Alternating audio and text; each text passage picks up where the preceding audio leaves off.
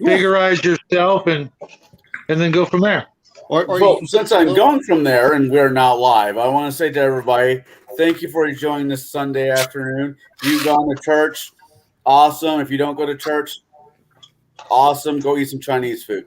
Now, with that being said, I'm gonna be here with these fine gentlemen and gentlemen because Jack is still a kid.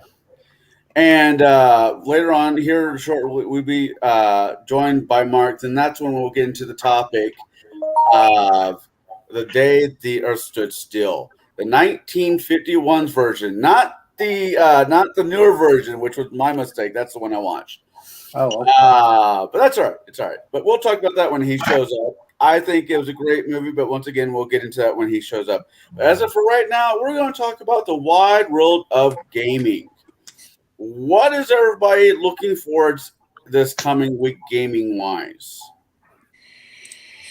I know, Jack, you and your friends are playing some variation of a 5th edition game. Or were. We were.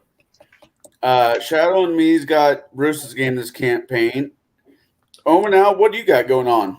I'm on next Saturday. I'm going to drag my son whether he likes it or not. We're going to play some board games, and hopefully I can get some Conan board games in there. Which Conan board game? Which Conan? Okay. You said the magic word. Conan, wait, what? Oh, yeah. If it's the one I'm thinking about, I'm jealous. Like a dog with a bone. It's a compliment there, Shadow. This is how I get my workout now. Holy shit. Oh, it's the new one. Yes, yeah. Okay. With all the miniatures? Yeah. Oh, wow. Yeah. Wait, do you paint? I should. I have a paint. The sad thing is I have an airbrush, but I went to Iraq, and my friend used it, and he never cleaned it. And I'm like, okay, I have to go get some solvent to clean it out, and maybe get some others. Because I don't know how everyone else feels about it, but man, to prime a miniature using a paintbrush saves you hours, in my opinion. Mm-hmm. Yeah. Now, after and not to mention, there aren't even the which I was getting ready to use the Army Painter. Where the hell did it go? The Army Painter brushed on primer that I use. I got to water it down, and it's for emergencies when I can't go out and use a rattle can. And I found a way around that even during winter, which I'll tell you in a minute. Spray primer is the way to go, and you can do the Zenithal afterwards. But if you guys do only rattle cans, keep your rattle cans in the house at the nice 70-ish degrees, and then set up your table outside, where you're going to do it, and then run out with your can, spray it, run the can back in, and keep it as warm as possible, and you should be okay. Unless it's actually freezing outside, you should be okay. Since I mainly just paint plastic figs, I don't know if I'm doing it right, but I use the Apple Barrel just matte black paint. That's what I prime with. That's what I used to use that to prime with through an airbrush, and it works great. The only problem was white paint, you literally have to clean your airbrush like a lot. I mean, a massive amount. But there's some really good videos out there. Vince Venturella, I think that's how you pronounce his name, has some great cleaning and airbrush technique videos that just make it just super freaking just no brain. Once you get the rhythm down, your airbrush will stay clean, etc. But that's not the best stuff to use for airbrushes. But if you water it down, water that shit down, and are willing to do multiple layers of primer, it works. I literally painted thousands of miniatures with Apple Barrel as my primer, and I used to use that stuff for my base coats and everything else. But now I'm using Army Painter Speed Paints are my go-to paints for everything. I like my is it called the Game Color Vallejo air stuff? I would go that way if I was airbrushing. Reaper paint is actually pretty damn good. Okay. I like it more than Army Painter, but I don't have that much of it. And I go with a lot of Army Painter because it's cheap. I can water it down. It's got great metallics and etc. But I do have a shit ton of Vallejo, and if I could, I would swap it all out for Reaper. Okay. Other than Army Painter Speed Paint, and that shit is just a dream. Oh my god, it's like I wish I could have doubled up on each bottle I bought and traded half the other paints I have for more of it. I can't wait till they put out more colors because I think they've got 21 or 24 different colors. It's not enough. It's just not enough. Are they the Baskin Robbins of the paint world with 21 flavors? Yeah. And the blood red speed paint. Oh my god, it's beautiful. It is absolutely stunning. Now I know when it comes like painting houses and or painting stuff, and you're trying to get lines or design, you use like a paint tape, which is I think blue, but whatever, and you tape right. what you do. How do you paint like when you're painting painting something and it's like a checkerboard? Yeah, checkerboard. No, not a checkerboard. I want to say maybe. Are you talking about putty? Because you put putty over the areas you don't want the paint to hit, and that's one. Right, you can do that. That's what a lot of people do. Is that it's just the little, it's just little. Okay. But the other one people have with an airbrush, and I'm specifically talking airbrush here, is they'll get stencils, and so you'll see people that's how they get the some of the really cool patterns that are cross hatched. Yeah. So what they'll do is they'll buy the stencil, they'll put it over, however far they want, and they just roll it across, and that's how they get those really cool checkerboard patterns and stuff like that. I know. Also the type of brush, like this isn't very good, but when it was new, it was a flat edge as opposed to a point or what have you. Yeah. A lot of those brushes will really help you with that. But some of those things like you're talking about are really what I would call advanced techniques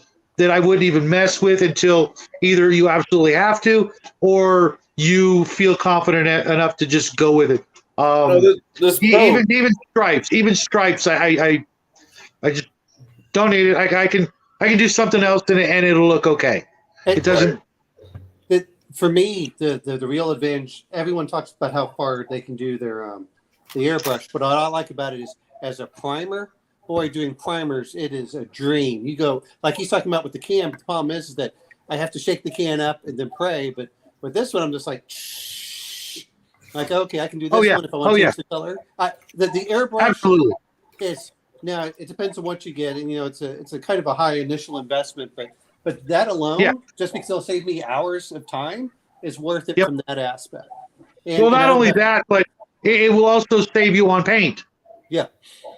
Because once you get it down, you'll be using less of it. And the like you said, with the time and cleaning up, craft paint doesn't want to go through an airbrush. It's basically just think of it as thicker molecules. Yeah, it's got a big pigment. What I really want is an ultrasonic cleaner. If I got an ultrasonic cleaner board, get one. Especially if you ever strip minis. Yeah. Get your stuff. I've got one. I got one for Father's Day a couple years back. It's noisy as hell. We made a video pinned up there in the comments, whatever. No, it's the worst video we ever made. Don't watch it. And I don't mean worse as in I'm embarrassed because of it. I am embarrassed, but for a different reason. I wasn't in the video. It's just objectively horrible. Okay. It's so noisy. It's literally teeth grindingly noisy. But but you can't hear a single word he says over it. Don't watch it. But the gist of it is that it's very good, and you should get one. Yeah, you can get a good one for about $75. And here's the thing: it will strip off anything. It'll break down your super glue. I bet it would take off tester's paint. But what you do is you take it and you fill it with LA's Awesome. Okay. Okay. Or if you're really cheap, what you do is you get a Ziploc bag, put some LA's Awesome in it, and then put your miniature in there, and then put that in the Sonic cleaner. Also makes cleanup easier when you're done. But I've taken paint off of 40-year-old miniatures and gone down to bare metal, shiny metal. Unfortunately, if you mix miniatures, don't do that. Do one miniature at a time, no matter what, because what happens is the process does what the hell is it called? An electroplating process, transferring the lead to other things. Oh wow. Okay. Because of what LA's made out of, the electrolytes or whatever, and it will even do that with new miniatures. So just do one miniature at a time, and be careful because they heat up. And once it starts heating up, it also like makes your miniature like look ugly under the paint, like gray and ugly. But you're going to paint it anyways. But it will take it off plastic. It'll take it off metal, and oh my God, it is just. It's well worth it. And that's one of the reasons why we don't spray coat, clear coat our miniatures, is because I know that right now I'm at this level, but throughout my life, I have stripped the miniatures back down because I was like, I can do better now. So I'll strip it and redo it, and it'll work with, plastic miniatures. I don't know what it'll do. I know I wouldn't risk it with resin, but I know it has a harder time getting through the spray clear coats. So I don't do that. And one of these days, Jackie may go through my collection and go, yeah, that's cool, Dad, but I'm stripping it. I'm like, okay, cool. And the other thing I wouldn't risk it with is plastic miniatures that you have to glue together unless you use model cement, where it melts the pieces together. Because it could break it apart. Hopefully that won't ruin it. If it does, and you can just glue it back together. But like for example, if you're trying to get rid of super glue, nail polish remover, do the same thing. Soak it in there, or you can put it in the Sonic cleaner. But I'd rather just soak it in a coffee cup or something. Throw some of that pink or purple nail polish remover. Leave it in there, and it will just in like 24 hours that super glue will turn to rubber, and you can just peel it away. And that's why I still buy old miniatures, not as much lately because I haven't seen anything I wanted. But, if you're like a collector of the old stuff, Ralph Partha, Grenadier, those days, a Sonic cleaner, some nail polish remover, and you could easily pick up some of those miniatures that were, shittily, crappily painted by people back in the 80s and come up with some absolute gems. I just have to laugh because, when you say crappily painted by those people in the 80s, I'm like, hey, I was one of those. Yep. No, I mean, back then, most people didn't know about dry brushing or washes. Only Heritage was the only company that taught you how to do those things and taught you how to make washes and how to dry brush. Everybody else, it was like these secrets they didn't want you knowing. You'd look at the pictures and like, how'd you do that? Well, because they were using washes and dry brushing. I remember that from. Now, to be fair, we're talking probably late 80s, early 90s. They started talking about airbrushing with the Warhammer stuff, and the dry brushing and stuff. That's what. Oh, there we go. What's going on, guys? What's up? Just shooting this shit, waiting for you to get here because it was your movie pick. It only seems fair that we don't, start that part of the show without you. Oh, and, that would have been all right if you guys would have started without me. I understand. But we're not like that. We're actually cool people. Plus, I want to hear what you thought of the movie because my pick's next, and I got a good one. Okay. I think. Yeah, I don't know. I think it's just a great movie all around. It's a classic. If you're a sci-fi, whatever, nerd culture, this is one you need to see. And then I think all the commentary and everything you can pull out of it. I think there's some good themes you can pull out of it. And I don't know if Jack had ever seen this one, so if he's he's starting to become a part of this nerd culture, sci-fi, RPG type, whatever. I think this is a must see for everyone. My opinion. I don't know what you guys Jack, think. what do you think? What he said? Maybe, I don't know.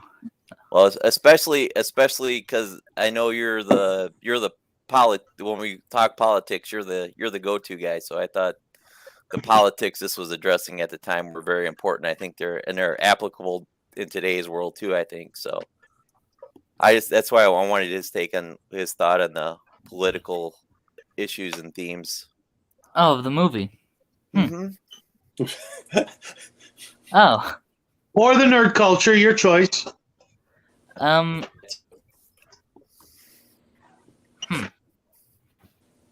think I know which one I'm picking. Okay. I know what. Okay. Well, don't keep us in suspense. I'm doing something right now. Okay. Jeez. Well, screw you. What the Alright. hell? I ended up watching. I ended up watching the Keanu Reeves version of it first because I messed up. I ended up watching both versions of it, and it's a great movie. It was, in my opinion, it was a really good movie. I think both movies are good for different reasons. It's definitely a propaganda movie. It came out right after World War II, and the first one's like, if you guys don't knock off your fighting, the world will not survive you. And the Keanu Reeves version, if y'all don't stop polluting, the world will not survive you. So I definitely think it's a propaganda-ish movie. I think it's a propaganda format. Yeah. But were you guys aware that this was originally from a book? I don't doubt it. I didn't look at it for the book. Yeah, I remember seeing the book back in the day. It had that full-on pulpy sort of artwork on the cover, and I may have even had it for my dad's collection, but I don't think I ever read it. As a matter of fact, I'm pretty certain I never read it. I didn't know that, but doesn't surprise me. All right. Well, Yeah, do you have a series? I've got to before say you? something. As soon as we go through, anyone that's watched Army of Darkness now understands where the words come from. Yep, we were just talking about that last night. Wait, were we? Yeah, Connell and I were. Oh. What So, are you doing, Jack? What do you mean? Never mind. What were you going to say, Mark? So, what are your thoughts? Was this? I thought it was kind of brave for them to make this movie at the time because the enemies aren't the enemies, not the aliens. The enemies, more or less, Earth, and it's addressing and saying that it's not towing the line that the United States is right and all this. It's kind of pointing the finger at everybody on the whole planet, and to do that at the time, and this is I think this was a jab at McCarthyism that was going on at the time, most definitely, and to do that and to release a movie that's poking at that, I think was kind of brave for them to do at that time. And the I saw it more as a we just let the genie out of the bottle with the nuclear weapons. We might want to think about what that could mean a few years from now or what have you. Not to mention with the whole that time period was very much the whole Mars attacks, Roswell, etc., which was a big deal, in the papers and on the news, etc. And I could see people seeing that whole concept being, we just literally announced to the universe that we're now a threat to anything outside our own planet, not just ourselves. We could literally, obviously not in the 50s or the 60s, but, I could see how people could see in the near future, we could literally start sending rockets with nuclear weapons to Mars or Venus or whatever, and the moon, yeah, definitely, because they're there too. I could definitely see them, aliens that being, seeing that, hey, these guys are now actually a danger to the universe. They've now proven that they're, just this far away from being something that us aliens now have to deal with. And, if somebody told me that the movie was made by aliens, it wouldn't surprise me. I'm going to say from my... I realize it wasn't, but, that idea that, we've let Pandora out of the box. There's no putting her back, there's no putting it back in the box. I'm going to bring it this way. If you notice, the idea was that the scientists are enlightened and care about everything, which, I mean, after the last few years, we realize they're not. They're completely biased and just as bad as anybody else. But their morality is for sale, to the highest bidder, period. Well, I'm saying, if you look at a lot of it nowadays versus what was then was, the idea of science being enlightened, and they'll all get together and they'll be able to tell the countries that are out there. I also thought it was very pro-UN because, this was when the UN's coming out instead of hiding things. Right. I mean, you're talking about a little bit of propaganda here, but let's look at what's going on. And I understand, things shift.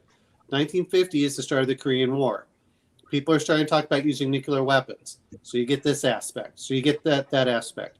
You get the part of the UN starting to come out, which is supposed to get everyone together so they can have a discussion about things. And then, here someone is he's been shot,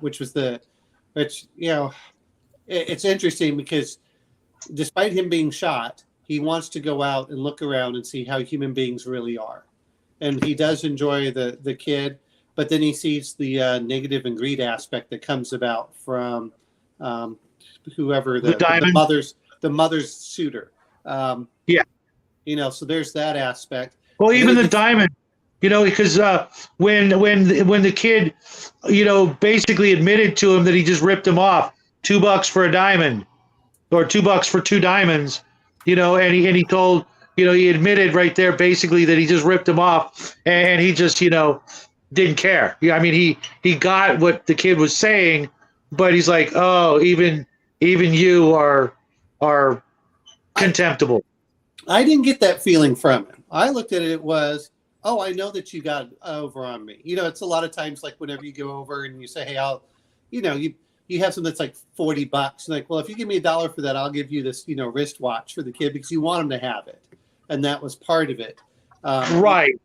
So I don't think that was really the problem. I think he knew that it was worth more, but it's like, you know what? Let me buy you an ice cream. And the only way to buy an ice cream is to give you some, because if he probably asked him, because the kid was like, oh, I'll probably pay for it anyway. He's like, no, we'll trade. So I didn't get it as that negative. I kind of looked at him as. No, I didn't mean that he thought that, but I thought that the kid, even the kid was, not pure or innocent in any way, not in any way, but he was willing to do that and not say, oh, no, just one. Come on, no matter what we did, he was still going to get that better off. But I thought it was, I mean, even when I saw it, it's like, well, these are something that I have. Would you, it's, a lot of us do that very similar. It's just like, as much as we love our role-playing game, and someone said, hey, do you want this first edition player's handbook? It looks like it's really good shape. Here you go. They're like, well, it's worth this much. No, here, you just have it. I don't want to have to deal with it. You've all seen that. It's like, okay, well, let me give you $1. Oh, okay, yeah, that's fair. We all do that. Right. I thought that he liked the kid. But I mean, he had to know what the diamonds were worth also. Not if he knew our necessarily. radio from studying our radio transmissions, he had to know the diamonds were a thing and how much they were worth. That's why he probably brought them with him, just in case he needed some sort of currency. Hey, I got this, and this is a crap ton of money, so I should be able to, afford damn near anything I needed, should I have to be here longer. Well, and what did he do? What they got? They went to the screen. You said that the diamonds were like their standard currency. Yeah. So they clearly weren't that valuable. I mean, they were valuable, but not that valuable to him. Well, yeah, I think that was part. Well, I mean, you're there on a mission, he already, what gets me about it was, and the very first thing is they all had the guns, and I'm actually kind of glad they shot him, because I would have been very disappointed. You get a bunch of soldiers that are all nervous. Someone's going to pull the trigger unless the commanders. Yeah, I saw. All it takes is one stupid person to do that. But what amazed me is only one would fire, because in reality, as soon as someone starts firing, everyone starts firing. Yeah. I thought that was interesting. I also thought there was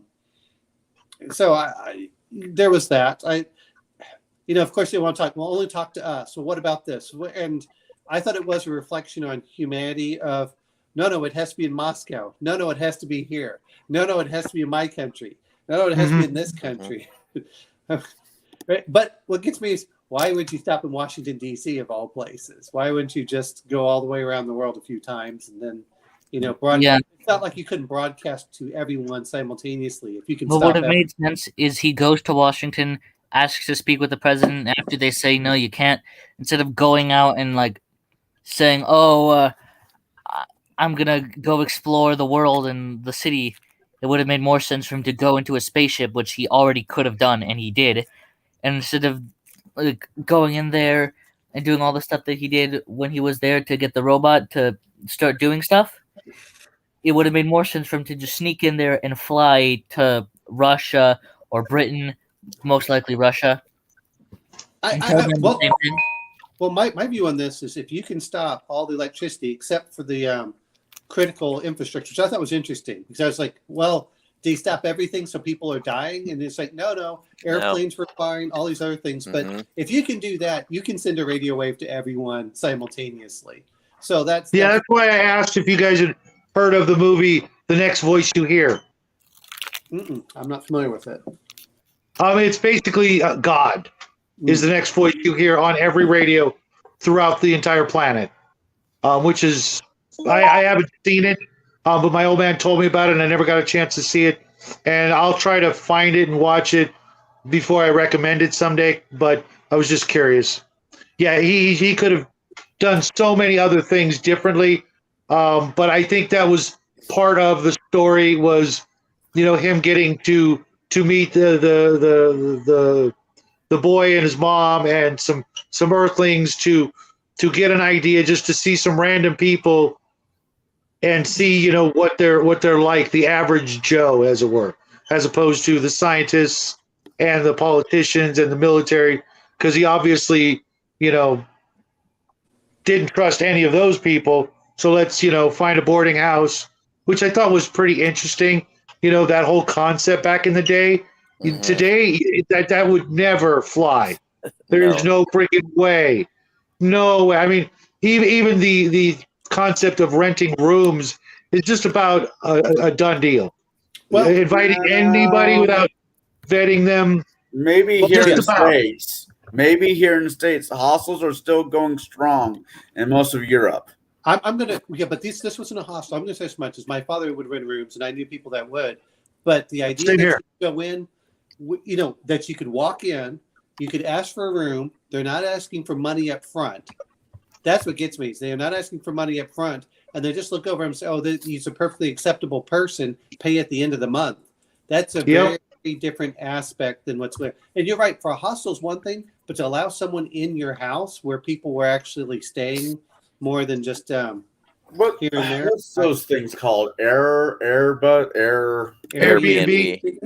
Which I think is dangerous. Me personally, I just, I don't know. Right, but those are places that are designed for that. Those people who do that have homes elsewhere.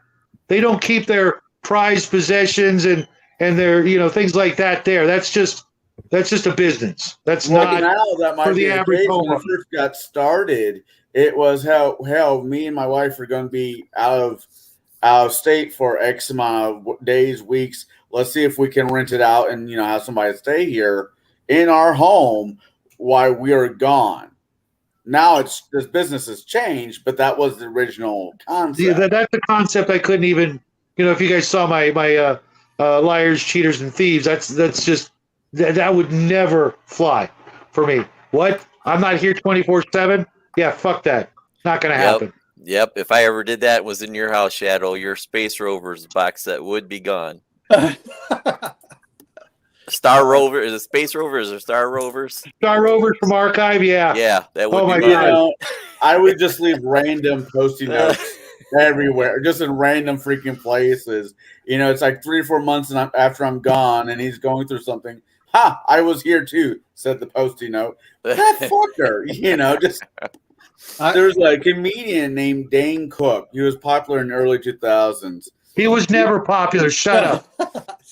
Well, he made money with his I know he was.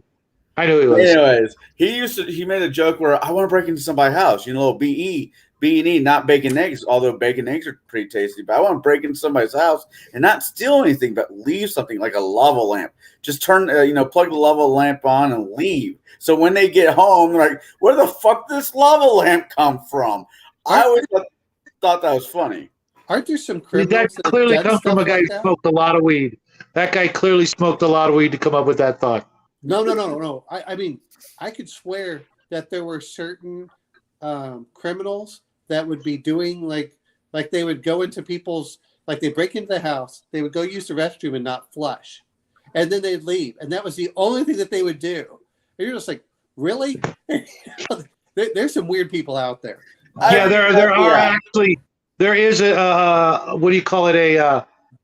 A type of not organized crime, but people who actually do exactly something like that. What they do is they wait for people to go on vacation, and then they just squat at your place to the point where they literally take photographs of everything and make sure everything is right back where it was. And they might eat your food, but they're not taking anything with them. And then they just leave. They'll clean up, etc., but then they just leave. If that happened to me and I was gone, I'd be kind of annoyed. But at the same time, if nothing is missing and they cleaned up after themselves, I'm like, I don't know how I feel about it. I would literally have to throw out every article of food and spice and consumable in the place. No, I'm done. Yeah. Unless it's sealed, though, I tend to agree with this. But what would get me about it is if I came back and I found my apartment mysteriously cleaned. It's the idea of violation. It's not even so much the rest of it. Like, even if I came back and the house was completely clean and I found like $400, which would replace all my food and spices, it would still be like someone violated my space. I would literally think that someone put poison in my food and I can't trust anything because of things and reasons. I would literally have to just remove everything. No, I'm not disagreeing with you that. But what would happen if you came in and you found out that they had that? Well, it looks like you keep a pretty clean house, unlike myself. But if you suddenly found out that it was like spotless and they had left money there so you could replace all your food and everything, you'd still feel violated.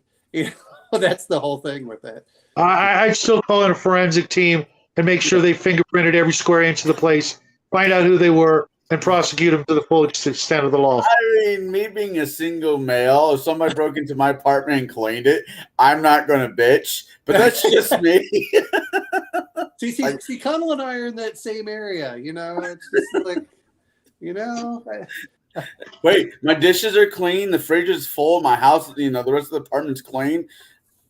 Thanks.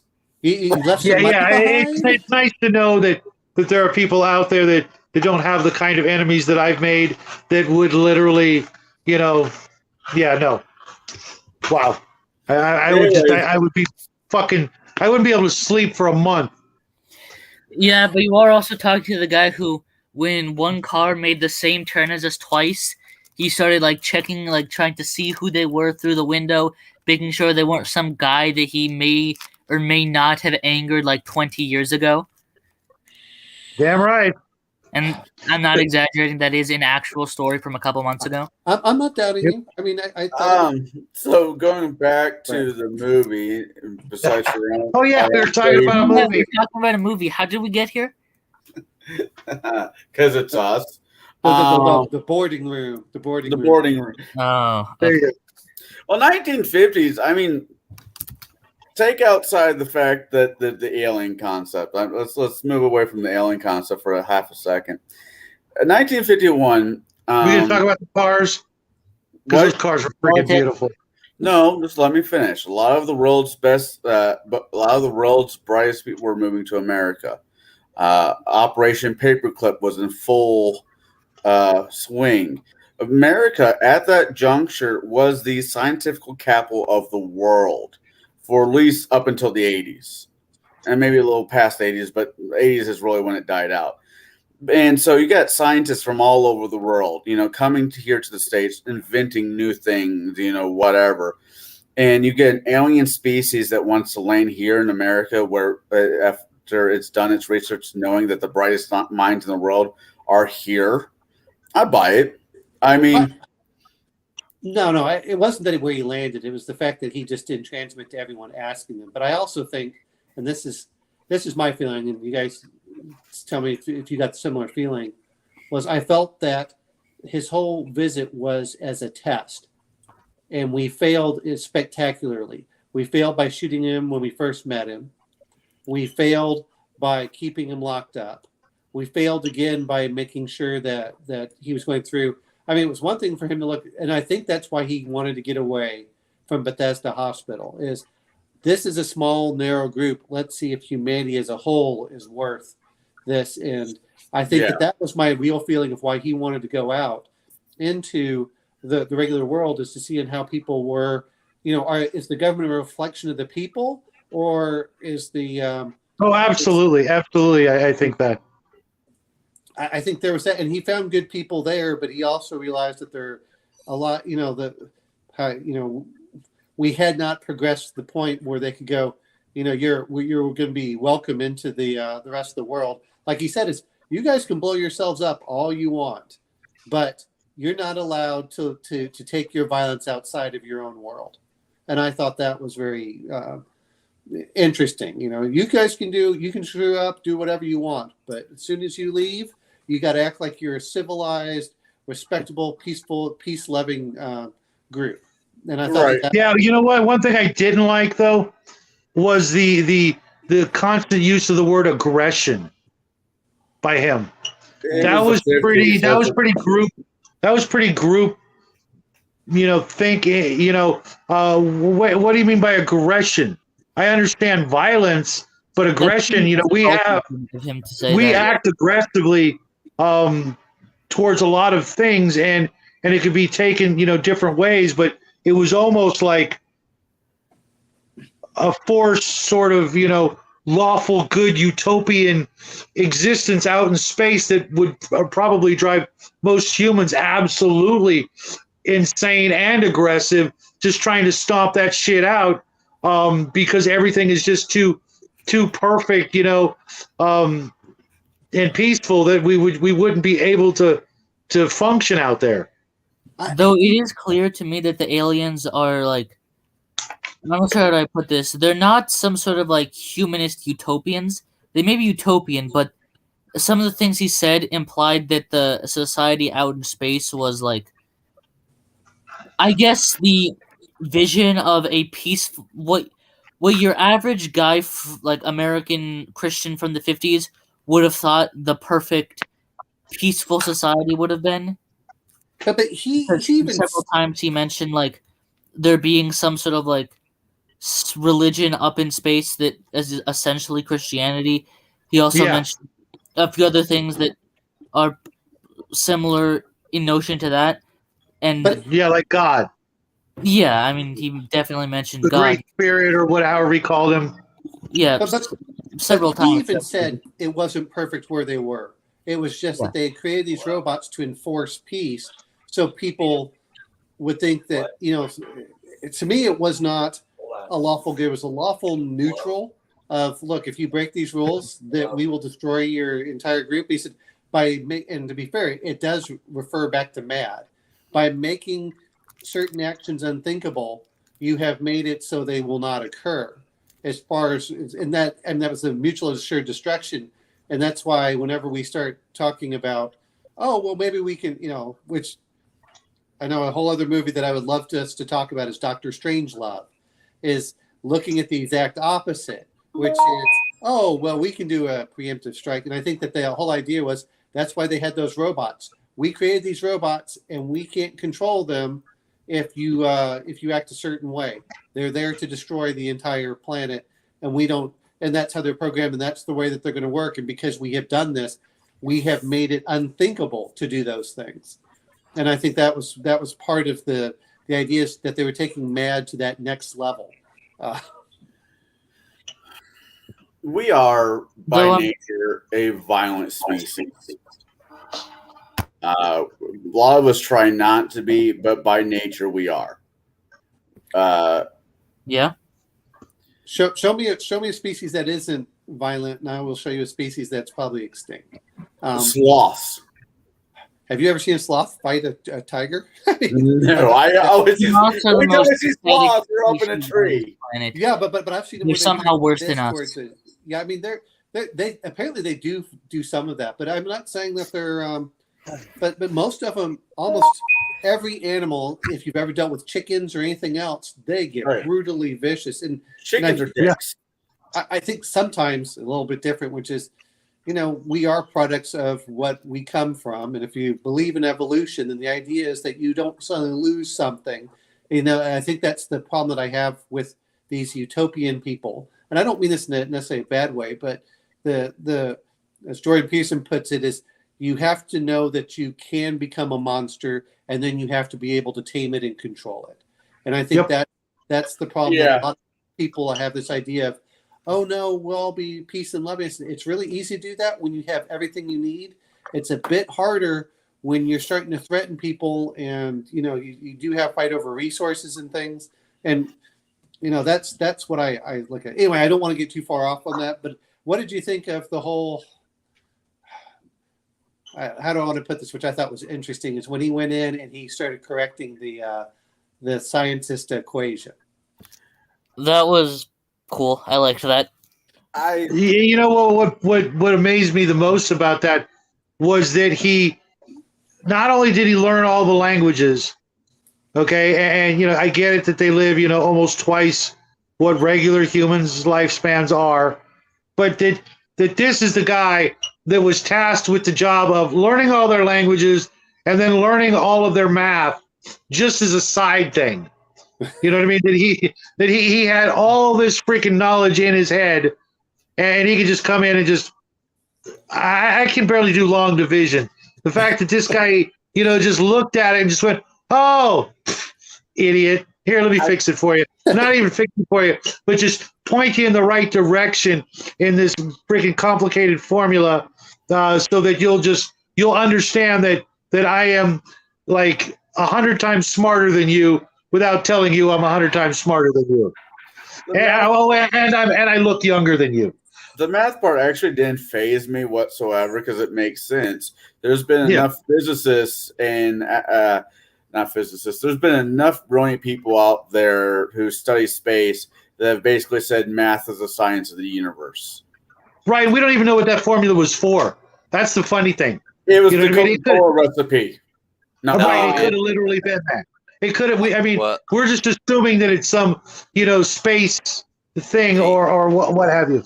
Well, no, he said it was. Oh, go ahead. No, you go ahead. And he said that was another thing. It was another clue, whether or not the other aspect when we get to it was what if this was an allegorical Christ figure, because the equation was a celestial. I forget it was a celestial something equation. I'm going to bring up one other part which I find funny is I looked at it and I could see integrals and stuff like that. I'm like, okay, they're doing calculus.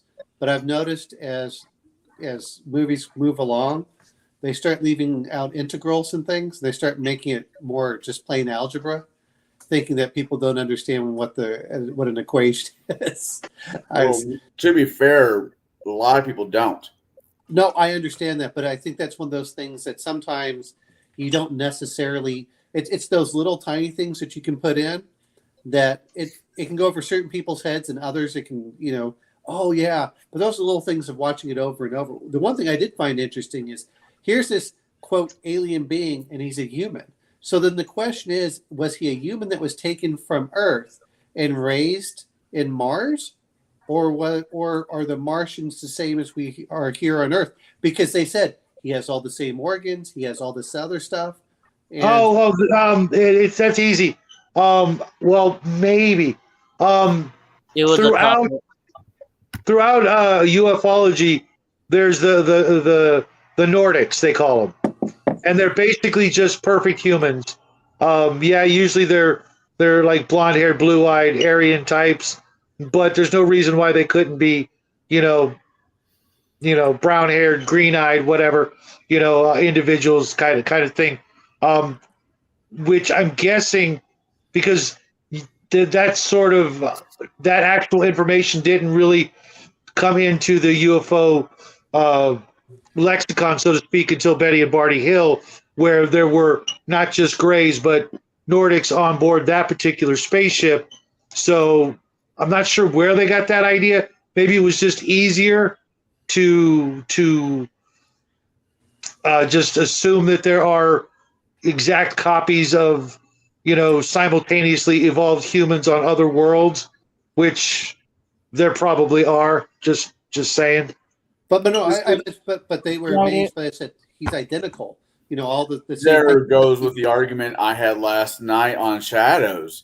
It's the book and the movie is great. I'm not saying this to be an ass or against the movie or the book, but I think it's just arrogance, a human arrogance to think that species on other planets look like us. Granted, at the time of the movie that was being made, you couldn't do like an Spielberg's E.T. well, or that's where I think the remake with Keanu Reeves' version of it handled it a little better. He was basically a blob-ish substance until he came to on Earth. Then he basically evolved into what the species of that planet looked like. That's why with the Keanu Reeves one, he was one thing, then he turned into a human, where 1951's, I don't even think that concept could have even worked movie-wise. No. If you go through the old pulps and magazines and science fiction of that era, even before 1947, there was plenty of slime creatures, shape changers, Yeah, but all kinds of live action. But how? Yeah, that's the thing. How would he do that in the movie? That was they could barely pull off the Martian costumes in those movies back then. Well, they just do a little bit different. I mean, that's the whole reason that you saw the little pointed ears. But I mean, there were plenty of ones, whether it's the creature from the Black Lagoon, people had done, some kind of rubber mask or something. So I'm not saying, I mean, look at Nosferatu and look at all the costume work that was done for that. That was a brilliantly done movie for the era. Well, exactly. But I'm saying it's not that they didn't have those things. I think that part of it was, and this is where I know that it was written, about a decade later. Anyone that's ever read Stranger in a Strange Land? Yes. Where they do talk about, where he talks that he was raised by the Martians, but then he came to Earth and he was trying to understand Earthlings, even though he was an Earthling. He just learned from the Martians. And that's kind of where I was going was this going to be something like the Fifth Element, where it's the perfect being, not that they had the DNA, and they recreated and all of a sudden you find, Lilu, or is this someone that was taken from Earth, like a changeling, and said, okay, we've raised you up and now we're sending you home so you can talk to your people. The other thing I thought was a little bit different for that was, if you noticed when he died and he comes back, he's lost all patience and he's just angry at it. And I think he's very disappointed. It wasn't even that he cared about his life, because they said, well, he'll come back for a shorter period of time. It was just that he was angry. I think that I almost want to say he was disappointed on just how short-sighted the human beings were, because he's like, I met this kid. The kid was pretty decent. They have their own little problems, but it just got worse and worse, and saying, are these people worth interacting with? And after that, it kind of sounded like, you know what, stay in your world. Don't come outside. It's the old, if anyone remembers The Next Generation with Q talking about, does Earth have it? I think that's there are a lot of themes that come into these other genres or science fiction years later that people don't even understand that this is where it may have come from. Really quick, I want to say thank you, Mark. This was a great movie and a great choice. And I find that when we have better movies, other than the ones some of us pick out, mainly I'm not going to say who, Hey. the discussions are a whole lot more interesting. Other than So I want to say thank you for this today's choice. Hey, okay, Xenophobia was a good movie, and you can't deny it. Oh, I don't have to deny it. The movie is crap. But let's moving on. But Hold crap up. movies don't get sequels. That's not true. Hold up, I got it. I have it right here. Don't you worry. I have it. Leprechaun got multiple sequels. You know what? And I'm going to bring this up if we're going to do that is even big movies like Transformers and what was the other one I can think of is the Pirates of the Caribbean. We're going to keep making them no matter how bad they are until they start losing money. You're just like, just stop. You've destroyed a perfectly good movie with all of the franchise, with all of the sequels. Hey, at least you didn't bring up my one of my favorite series, that being Planet of the Apes. So I like the ideas for Planet of the Apes, but again, that comes down to just stop. Unless, yep, yeah, I know. Turn it into a TV series. Just don't turn Logan Run into a TV series. I wouldn't mind Logan Run, but if you're going to do it, don't use the same people. Use a different aspect. I don't mind people stealing ideas. Steal shamelessly. All I'm asking is make the story good and like I was saying, is all of these things, whether it's Star Trek and Q and all these others, you can steal great ideas from other franchises. Yeah, I didn't like Q either. I'm sorry, I saw your face, Connell. But you can steal all these ideas and use them into your own. It was the same thing with Babylon 5, where they're talking about Heinlein when Sheridan jumps into the pit, where he says a Heinlein method was that you didn't worry about what was going to happen in a minute when you were just trying to survive for the next 10 seconds. And I was like, oh, okay. So, that's, yeah, don't worry about what's going to happen next. You got to survive you got to survive this 10 seconds before you can worry about the next 10 seconds. What do you guys think of the robot, though? I thought it was great. I would have preferred Robbie the Robot, which I know is a few years later. I think because how do I want to put this? It's not that I minded the robot too much, but you can tell obviously that's just in that playtext. But it's just a completely rubber suit that the guy must have, sweat his literal nuts off wearing. Yeah. Yes. I loved it. I thought Gort's the greatest, one of the greatest of all time. But I don't call him a robot. Gort is a robot. You know what I mean? There's a difference. You know, if you think about it, I'm kind of a sucker for those big, clunky, oversized head. Even those are like robots versus a Star Wars droid or something like that. I really did actually like the helmet. That was probably my favorite part. The hands and the feet, and then the rest of it were kind of but it made it work. It made it work, and it probably made their lives a lot easier. We don't have to show hinges or joints or things like that. We just cover him in a big old, latex sweatsuit and hope he doesn't die in the process. The fact that they found somebody that was actually was somebody who was actually 7 feet tall to do the robot. Mm-hmm. Was he literally 7 feet tall? Yeah, the guy was literally 7 foot tall. They found the guy who played that character. Well, they found him at a hotel as a door guy. I mean, he was every bit of 7 foot tall, and they just came because they're originally going to use I can't think of his name, but he was Curly in City Slickers. Jack Palance. Yeah, they were thinking about using them. And I mean, he was like on the top 3 list. Then somebody came across, the 7-foot tall doorman at some hotels. I got nope, sorry, or basically a non-speaking part. We're going to use the giant. I'm I thought it looking was up- mostly just those shoes that were helping him out. No, Yeah, he was a real big. Yeah, he was a real tall dude. He had some other like health issues and stuff like that, though. That won't what are Yeah, that attributed always to whatever happens with his size. Yeah. there was the other aspect of that, and I would have liked to see more detail, but then again, the very part where they say that they could see no hinges, it makes Yeah, I sense for the robot. Was why would he have any hinges too? Like, well, I meant, joints and things like that, because that's how people thought back then. If you look at Robbie the Robot, and trust me, I've touched Robbie the Robot at Movieland Wax Museum numerous times because the sign said "Do not touch," and I was there every weekend. He had, articulation that was obviously mechanical because that's how they, had understood it would have to be. Did you get the robot's consent to touch Robbie the Robot? No, that was the whole point, is that they told me not to.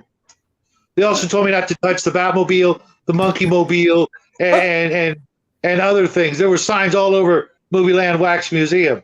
But I was there every freaking weekend for years because my dad did gun shows in the side room there, and they had these gun shows, but it just so happened to be in Movieland Wax Museum. And, after I walked around the tables a couple of times, I'm like, I'm going to go check out the museum again. So, Jack, I was younger than Jack. I was going to say, my question for you, Jack, is does your dad have a problem touching things? The hell kind of dad do you think I am? Jesus Christ. I will neither confirm nor That's deny creepy. the allegations. I'm going to put it this way. There's I hug my kid or I slap him upside the head when he's being dumb, but I don't touch him inappropriately. Yeah. I wasn't Exactly. speaking towards Jack. I just mean I'll poke him too. Or tickle him. Just because that's the worst. You tickle a kid when they start becoming an angsty teen. Oh, God, you might as well just, kick them in the nuts. It's hysterical. Well, what I find also hilarious is my son doesn't want to really be seen with me, but my parents, oh yeah, come over here. Like, all right, that's fine, son. I'm okay with I that. see how it is. I only pay for your food, the house over your head. That's okay.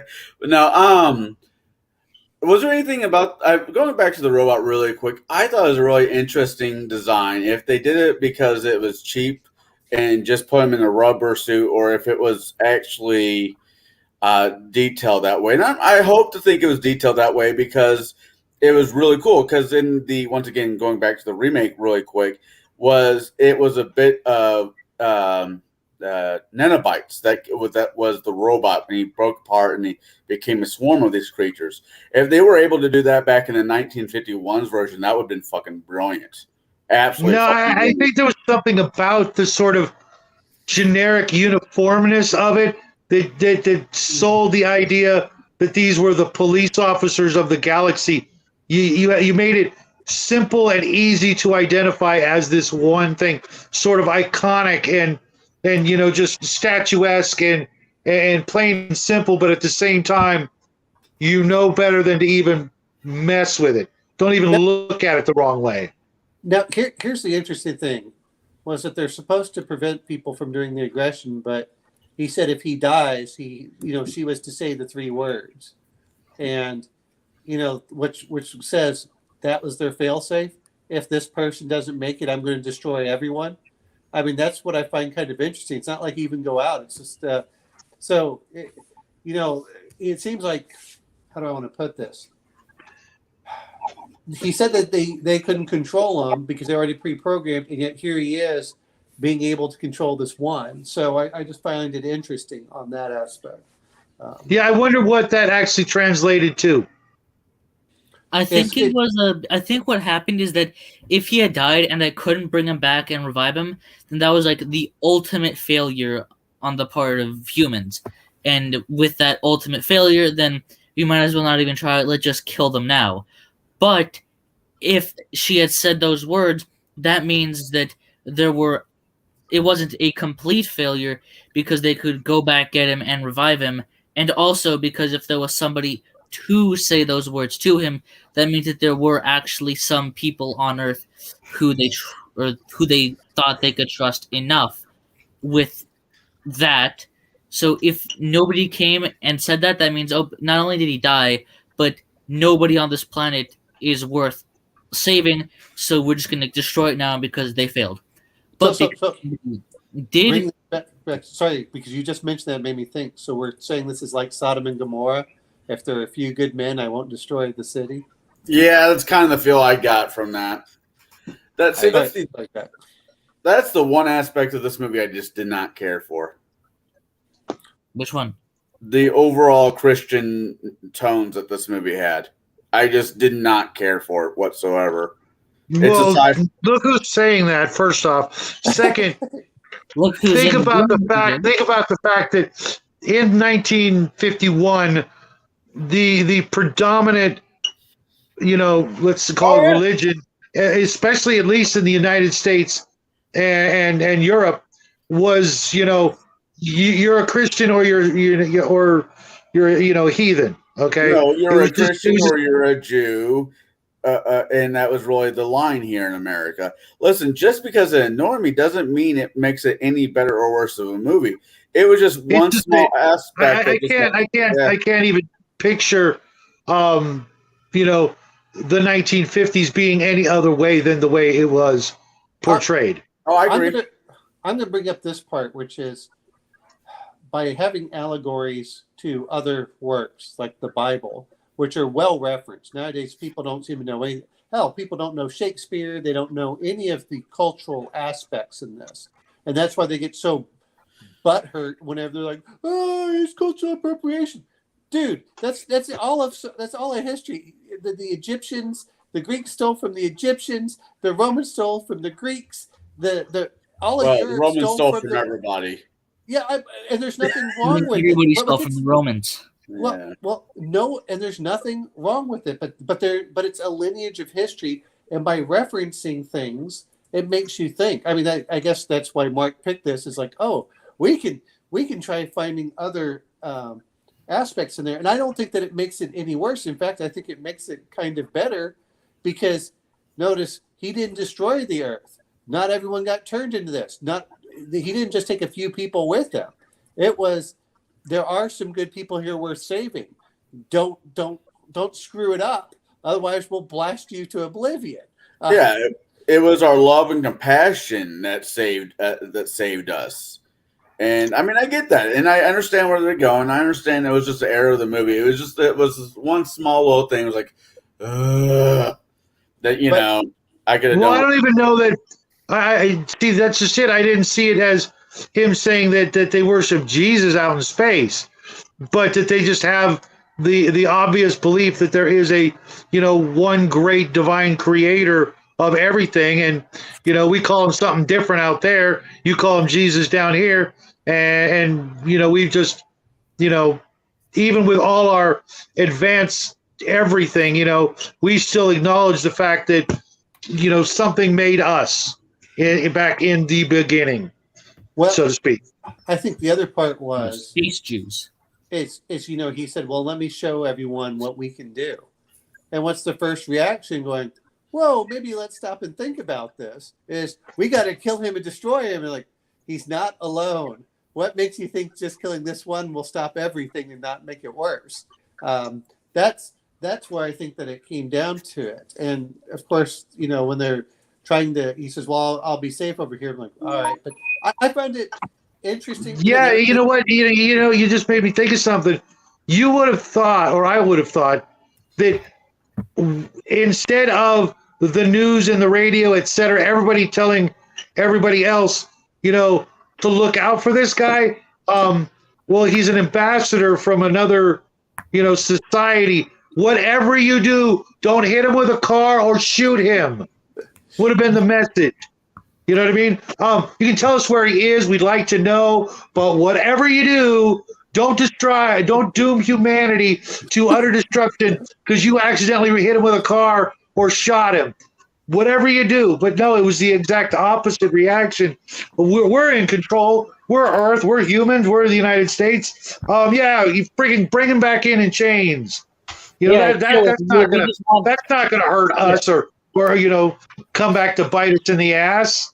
Just the absolute. Ended up saying like, we want him alive, preferably. But like, you can shoot him and kill him and bring him to us dead. We're perfectly fine with that. Like, we'd rather you bring him in alive, kinda, but like, might as well just shoot him. That's totally a smart decision on our part. Well, you know what? After seeing World War I and seeing what's going on in the last 10 months, I wouldn't put it past us. So wait a minute, you were around during World War One? I wish. No, I was like, damn, you're looking pretty good for. Very well. I've aged very, very well. No shit, dude. What the hell, man? I'm gonna have to start eating some pomegranates or something. I don't know, man. It's funny you bring up pomegranates. I bought like 4 last night. We stole 4 last night. If you look at what the Romans said, is that was their, they used the word apple for pomegranates as well. So that's just the tree of knowledge. The question is, what's the tree of immortality? So that's what we're missing. I thought the tree of knowledge was always depicted as figs, in Egyptian hieroglyphics and other things like that. Apparently, for Romans, when they did it, when it was translated, is their word for apple could also mean pomegranate. So that's why a lot of them thought it was pomegranate as well. But anyway, I just thought it was interesting for that whole thing. As we're joking about, but yeah, I mean, if you look at what went on for instead of people pulling back and saying, maybe we should think about this, it seems that no, we have to go full bore. We can't stop, and I think that it was a testament against humanity. The one thing I did find interesting was from a movie, there were 3-4 people that were killed total. I mean, even though you had a tank that was destroyed, but I think they all jumped off the tank before it went away. At least everyone we could see. Then he vaporized. What was it? One of the guards. The two guards. Yeah, 2 guards. Yeah, and then knocked them out. And I think that was about it. And then of course our alien friend was the one that was the other one that died. Well, he didn't die. What happened was, he died and got brought back to life, and we said it's only temporarily. He kind of implied that what he meant by that is that he wasn't immortal. Yeah. No, I thought it was actually. To me, it was more like until somebody else shoots me, or something else bad happens to me. Yeah, I took it the same way that Jack did. Is we can bring people back to life, but only for a short period of time. And not that. It's only for a short period of time, but the same way we can bring people back, like they flatline and we bring them back, like their heart starts working again. Like, yeah, they're dead, but we brought them back, not forever. It's technically temporarily, but that temporarily could mean a couple days or a couple years. I got the feeling it was going to be for just a few weeks. Is my feeling. No, because he basically said only God knows how long. Oh, okay, yeah. Mm-hmm. And that to me implied that he's just alive again, and fate will determine when it's his time to die again. Not like, oh shit, I got 36 hours and then I'm dead again. That would suck. I would be pissed off too, and I'd be like, what? Fuck these guys. These guys get not only did they shoot me, but now I know when I'm gonna freaking die, and chances are it's gonna be in the shower or on the toilet. Okay, Elvis. Just saying, nobody wants to go out that way, but you still got to do all the regular stuff you got to do, and it's you're just going to be constantly watching that clock. And considering what happens to the body after you die, dying in the toilet would actually be kind of cleaner.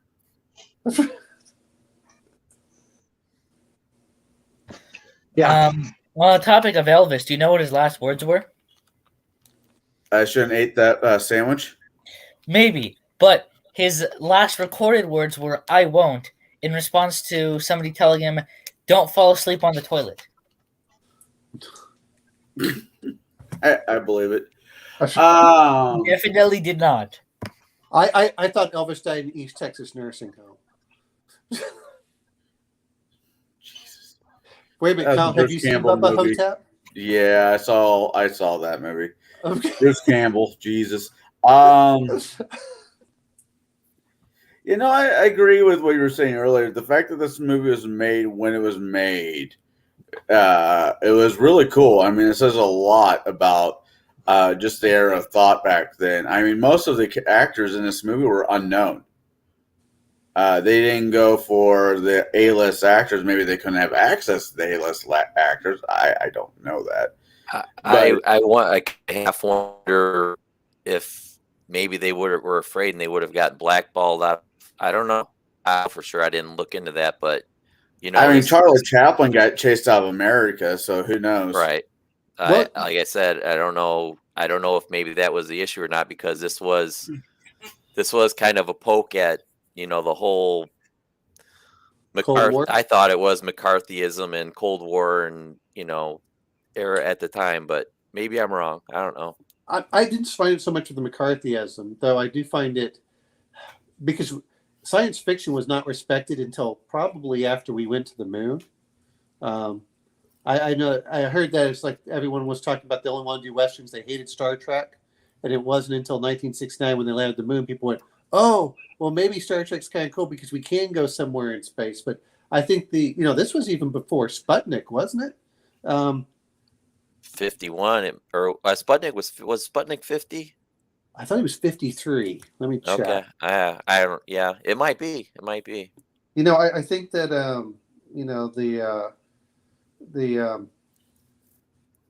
let's see, because well, I'm sorry, Sputnik was 1957. I keep thinking it Oh, was even later than I thought. Yeah. Wow. Okay. Yeah, I mean, you know, when we're looking at this is before we'd even sent anything really into space, let alone orbiting anything.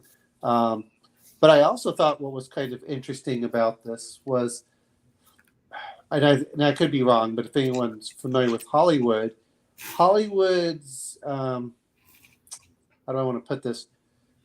A lot of their big philosophical questions were put into science fiction because no one really took them seriously. And I think that's what made them so popular amongst a lot of us nerds and geeks, is because we can go, oh, well, look at this. But a lot of them out there were, oh, those are B-budget movies. They're kind of cute. They're kind of intended for, a different one. This isn't a serious movie. And yet you get... Well, you got to remember, though, between the not H.G. Wells, War of the Worlds? No. Who did? Yeah, I know H.G. Wells did it, but who did the radio broadcast that scared the freaking whole country? Orson Welles. Orson Welles. Thank you.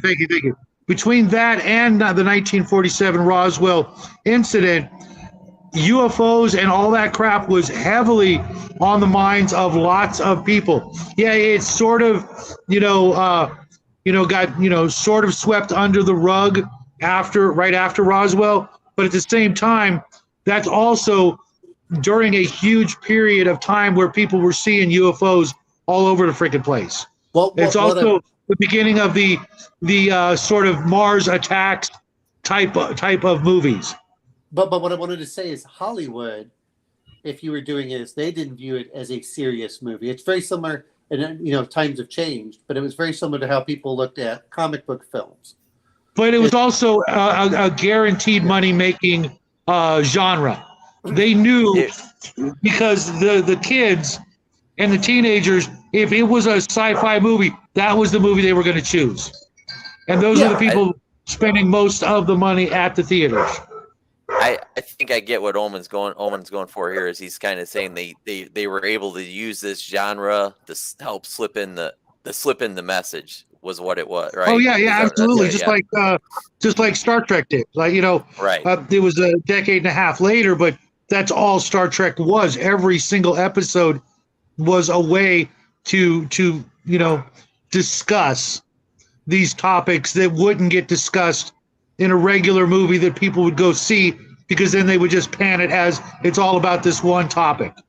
Well, they're the same thing with the Twilight Zone or the Outer Limits. I was going to say that was the next big, forum, or one of the first big forums for discussing all these topics, which I'm glad somebody else brought it up.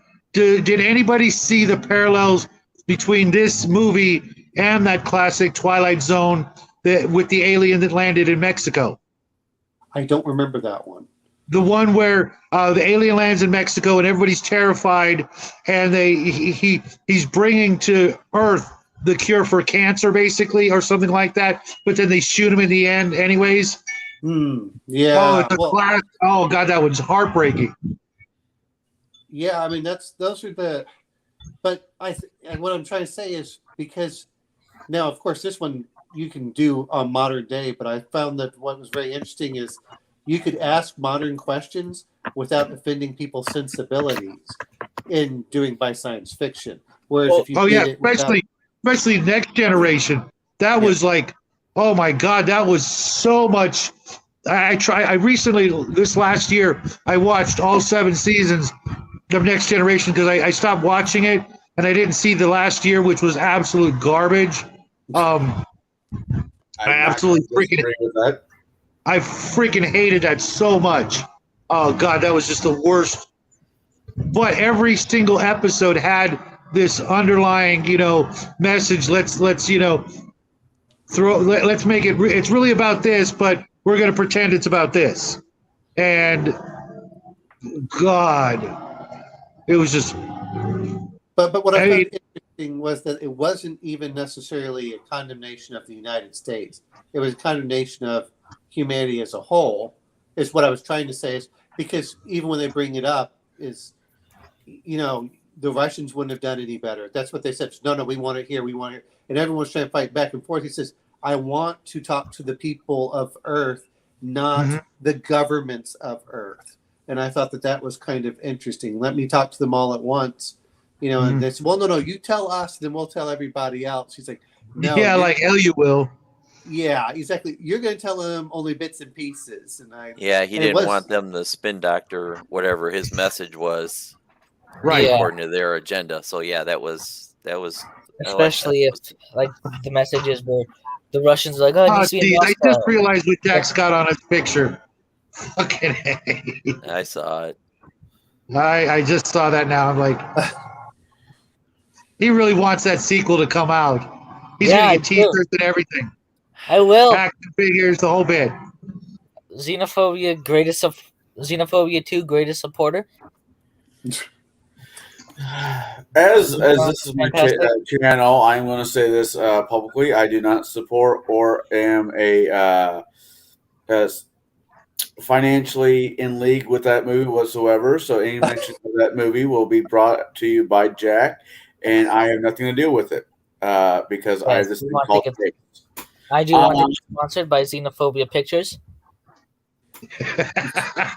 Go make your own channel there, Jack. I did.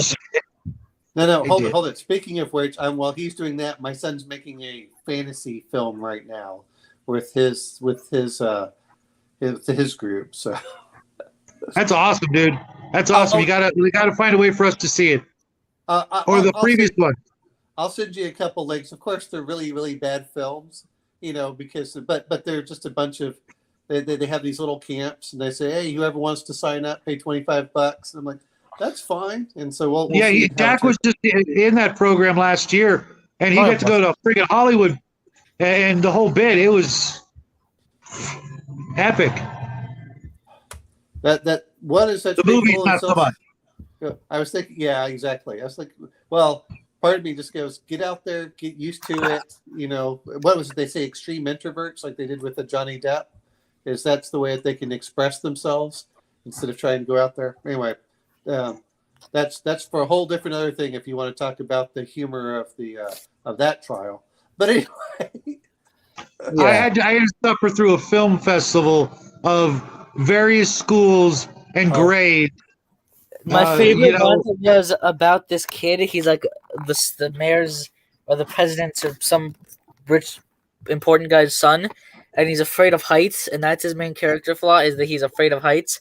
And then a robot comes down and says, you can fly now, and you just save the world from an evil robot. And he says, nah, I can't do it because I'm afraid of heights. And then the robot pushes him off a building to get him to like not be afraid of heights or something, and then he tells the evil robot that he's being a bully, and the evil robot like leaves or something.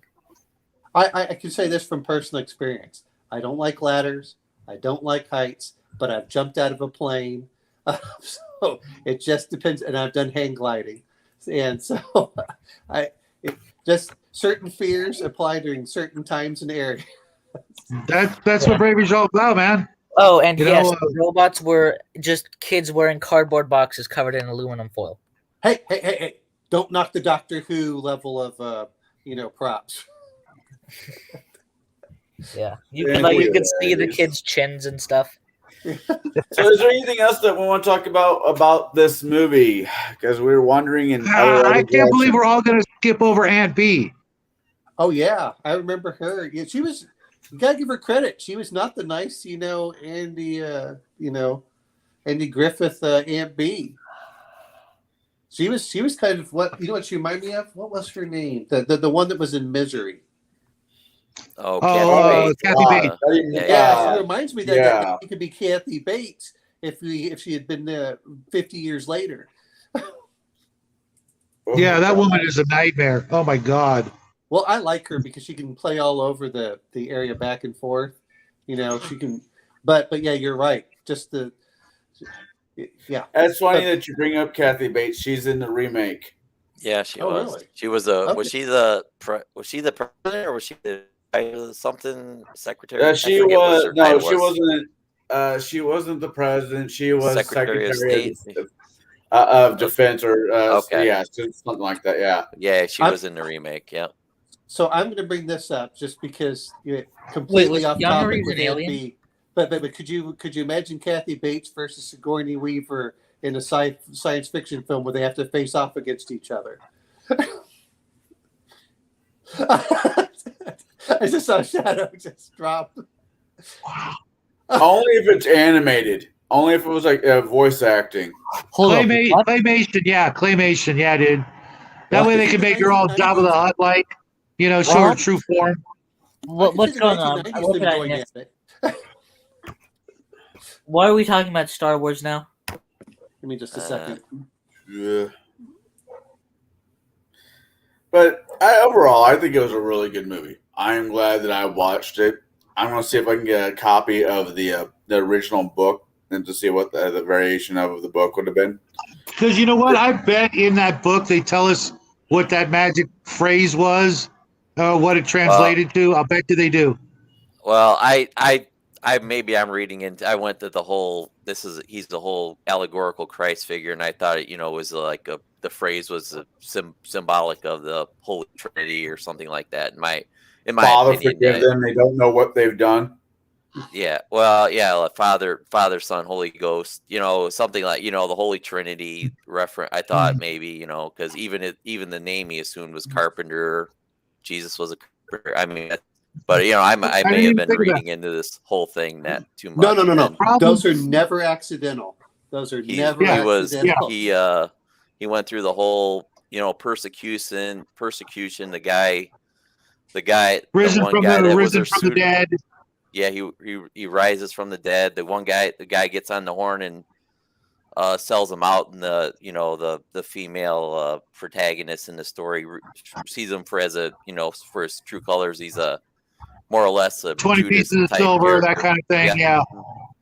So that's what I could argue. I would argue the fact, how we commented, Die Hard being a Christmas movie. This might be my Easter movie from going forward here. I don't know.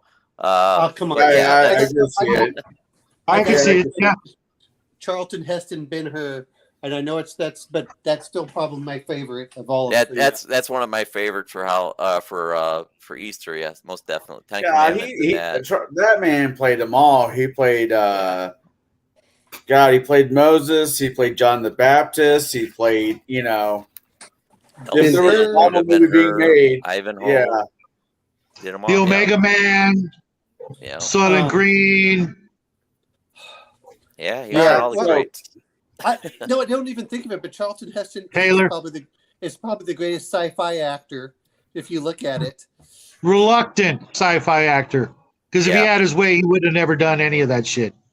But He'd probably been happy doing westerns all his life. I don't know. Well, Yep. biblical movies. I mean, that was great, but Yeah. So the author of the book that's based off the book is called Farewell to Master. It was written by Harry Bates. It was published in Astounding Science Fiction magazine. It was a short story pulp, more or less, right? Yeah. Okay. In October of 1940. okay. Really? Well, Yeah. so, Wow. hey, Connell, I got to go because I got to pick up my son from his camp. They ended about 2 hours early. So Okay. Well, you have a good rest of the afternoon, and we'll see you I'll next let week. you know. I'll let you know what my movie pick is during the week. It's a classic. All right. Yeah. Sounds good. Mine, I don't know what I think of his. You might. We'll right, be talking good. to you, Jack, about your picks from now No, on. not the- my pick. Not my pick. His pick. I don't know why I said mine. Like I do Can know what my I, pick is, but no. Real quick before we wrap this thing up, can I get the inputs? I got a few people here that are into the crafting and modeling and all that, so I kind of look to you guys for what your thoughts on the special effects and how they worked in this movie. And I thought they were I mean, I thought what they pulled off with the spaceship and when that visor raises and the laser beam shoots out of that eye. Well, you also mentioned the ship. The way the landing ramp came down, Right. that was incredible. I mean, That's even today, I'm like, how would you actually do that? I mean, that would cost some big bucks, or they would just green screen it, or CGI it, or something like that. But that was that's probably a significant portion of the budget was just that landing ramp when it 'Cause I came to Yeah, how'd they do that? Because I mean, when it retracted, I mean, I couldn't see a seam anywhere in that. So I thought it was really cool. the visor and stuff. I'm guessing that it was just a mechanical, just a mannequin, Yeah. or just some sort. There was no human in there when it did the raising of the visor. It was like probably a separate piece that they would just close up on the visor and it doing its thing, and more or less basically like a puppet. Somebody in there just pulling some Right. levers and stuff to make it do its thing. But yeah, that was also pretty well done. Knowing the secret, behind the magic trick, is probably it wasn't that difficult actually, but it came across perfect. And I like the idea that the visor only came up to shoot the beam, but it could still see with the visor down. That I thought was like, yeah, that would be some pretty high tech shit for it to still be able to walk around and see and not bump into shit. I don't think that was its eye though. It was just like a gun mounted into its head area, but its eyes were somewhere else, or it's I don't know because I kind of think that it would probably just have like two cameras on the other side of the guns, because you'd want that optics to aim it, and since everything was humanoid in shape and etc. I'm it did guessing. have cameras there, but its primary way of vision or getting around wasn't covered by that. Right. It could have been radar or something like that. It kind of made me think of the X-Men Cyclops. Cyclops. Yeah, and maybe that's where they got the idea from. I don't know. I or think so. Cyclops. Yeah. Cyclops was probably very influential on, because that's what the Gaunt or whatever the creature's name stood for. Gort. was a Cyclops. Even it was Cyclops. So you jump. What is that? The X-Men came out in the 70s. So 20 years later. No, it was like the 60s. Okay, it was 10 years 60s. later. Yeah. You got Early some 20s. guy that has the mutant power of shooting laser beams where his eyes on it. Where he opens up his eyes and two laser beams comes out. Mhm. So he has to wear special glasses so he can actually, see. So I don't know. I thought it was interesting. Hey, Definitely a good Jack. pick. Oh, all right, Jack. Since you're the kind of the filmmaker guy here, what do you think about the use of shadows in this movie? The use of shadows. I wasn't really thinking of that. Well, we I did talk about it last night. The cinematography, I absolutely loved yeah, it. I like the It- cinematography, but I'm not entirely sure exactly what it is you're referring to. There were times like where Carpenter was just completely Oh black. yeah, that one. I don't remember that. Yeah, I thought it was well done. It was yeah, that definitely that's one was. of the things you can't get away with anymore. With color movies, you can't get that film noir style, that Right. oppression and that heavy contrast between light and dark. Yeah. It's just it, I thought they're it works was. of art. It's a shame we went to color as soon as we did. More black and white. Even what was that movie where everything was black and white except some red scenes? What was that movie? Sky Captain in the World of Tomorrow, maybe. No. The other Spirit? one, maybe, but I'm not. I don't Oh, think it was enough. Sin City. Yeah. Movies like all three of those really, That showed looks like people of that time or whatever, because so many people have just don't even know there was such a thing as black and white. TV and movies, etc. You know, He lives in you the know what I black mean, and white. right? No, I mean normal people, regular, people we don't know. They don't Yeah, even understand that was a thing because it's been so long. Even people your guys' age, there are people out there your guys' age that don't even know that was ever a thing. They just think Now, something's wrong with their TV. I haven't seen it yet, but have any of you had the chance or been able to watch? Because when the newest Mad Max movie that was did make he did make he did also record it just in black and white and put that out there as a black and white movie. Have you What had movie? the newest Mad Max? I forget what the hell it was called. Yeah, I know what you're talking about. I saw the I didn't one know in that. the theater. I did. Yeah, I know they did a black and white version of the Logan movie, which was supposedly the last Wolverine movie. They did the same with the Superman, Batman, Justice League movie. There was also a black and white version of it. okay. Really? Yeah. That's I just awesome.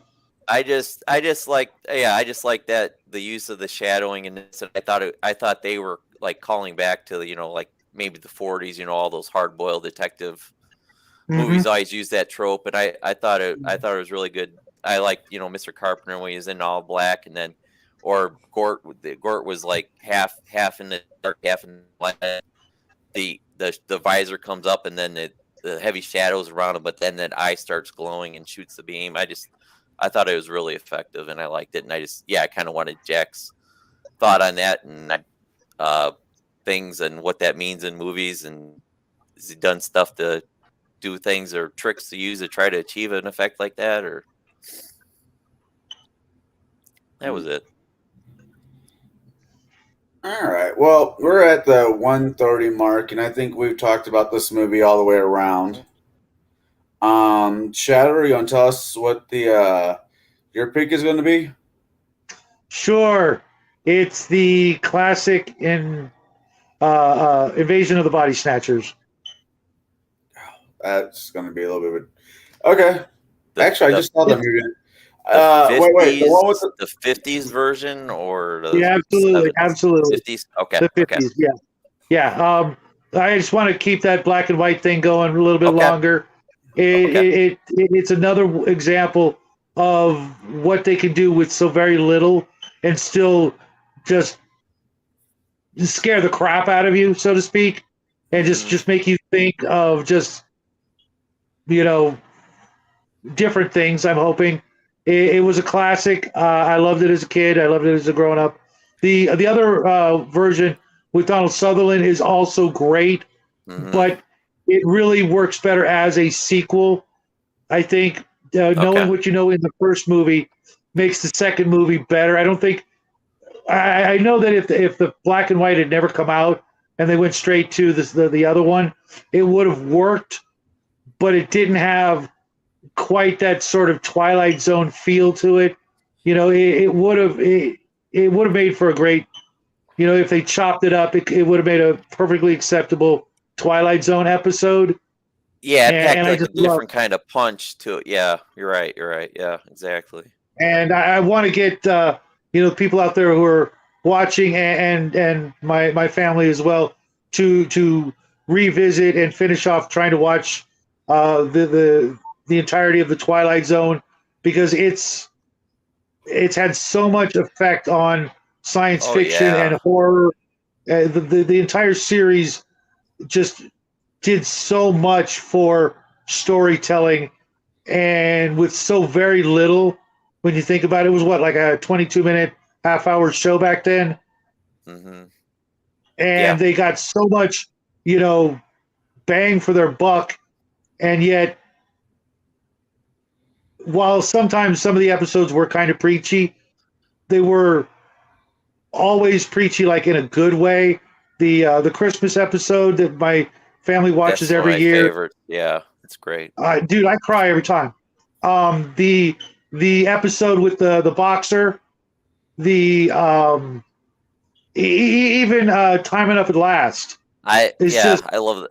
Yeah, they're all great. I can't think of a bad one. One that you wouldn't enjoy watching in some remote. The one with the lady in the cabin. Oh, I love that one. I love it. I know, but it's like it's one of my least favorites. Let's put it that way. I love it. I love the reveal. I know. It's almost like one of the jokier, humorous episodes when you get to the end. It's like, oh my God, really? Oh, wow. But each and every one, even the Shatner episodes, not just the classic airplane one, but the one with the question machine. That was great. Yeah. I mean, just it really showed what a great actor he was. People always just think of him as a crap actor, but he was really good. He showed you that neurotic behavior so well for back then. Even the one with the one-armed bandit. All these different episodes that had like a moral. They were so much like that era's version of Grimm's fairy tales. There's so many times that you learn a lesson that was probably very well received back in the day, especially by parents who are watching it with their kids, and they're like watching to see if their kid is getting the moral of the story and where they will go with it. It's just, and the only problem I have right now is that Netflix has it all on it's on Netflix, except like season 4. It's just not there. Out of 5 seasons, 1 season is just not there. And I'm like, I know there were some episodes that were, controversy that weren't really aired or were aired only once. But like there's a classic Carol Burnett episode. There's I could go on and on. There's hundreds of episodes, and it's just every time they've tried to redo it in color, they just lost some of that magic. No matter who they got, what stories they tried to retell or tell, it just never. They could never bring back that magic. Rod Serling was an absolute freaking genius, every step of the way, regardless of any.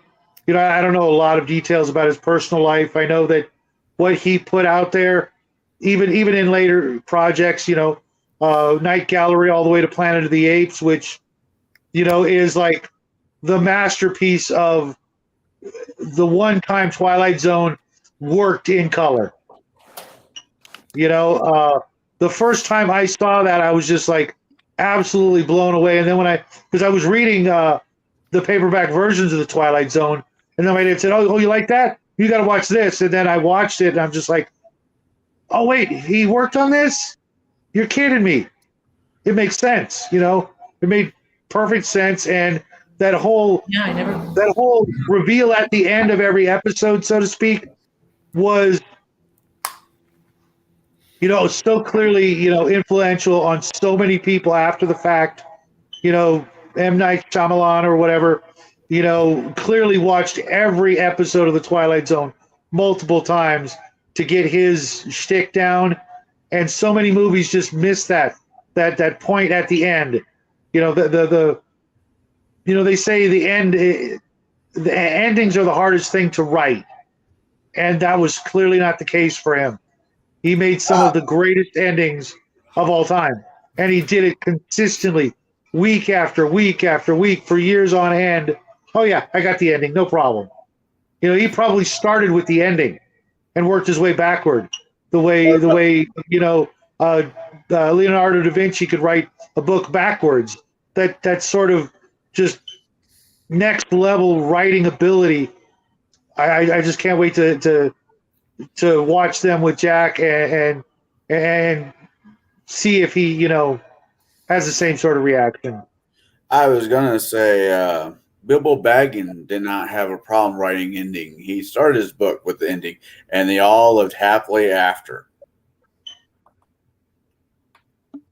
I'm being a smart ass, so ignore it. hey, another classic book. The Hobbit was,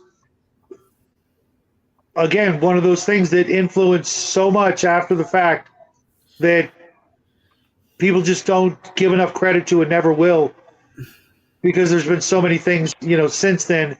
But I've been thinking about this for my pick for this month, and I'm actually thinking about going. Well, all movies to me are black and white. So I'm not gonna go that route. I think it should be a classic, and I'm thinking. I don't know if I can get my hands onto the cartoon, The Hobbit, but I think I want to see if I can get my. As a matter of fact, I saw it on YouTube a couple of days ago, free. Oh, I think that might be my choice for this month. I think we're going to go to the Shire. It seems we're all picking classics, because my pick is, well, it is a classic, but it's one everybody forgot about. Probably for a good reason. This should be good. Let's hear it. I genuinely don't know if I like it yet. I'm reading it right now, and yes, it is a book. Well, I'm listening to a book because, we're too poor to afford books. Which isn't true, but, No. My dad just doesn't hard want to spend money. No, he just doesn't want to spend money. So I'll spend money on a book. I just don't want to spend an amount of money that's unreasonable. So what are you thinking there, Haas? We. W-E? We? Yes, it's a book We? written in the early years of the Soviet Union, the first book they ever banned, which inspired George Orwell, 1984, it inspired Brave New World. Pretty much, if you read 1984 and We, pretty much the same story. But, yeah, it's the book that inspired pretty much all dystopian literature. Okay. Check you I'm down out. with that. Yeah. I like dystopian stories. Though nowadays nobody seems to remember it. People just think of the stuff that it inspired and not it itself. And I don't know if that's for a good reason, because I haven't finished it yet. But I think there's a couple lines in there that my dad will appreciate. Now, did they turn this into a movie? I think they're actually working on a movie, but it's in Russia. Oh, you're killing me, Haas. Yeah.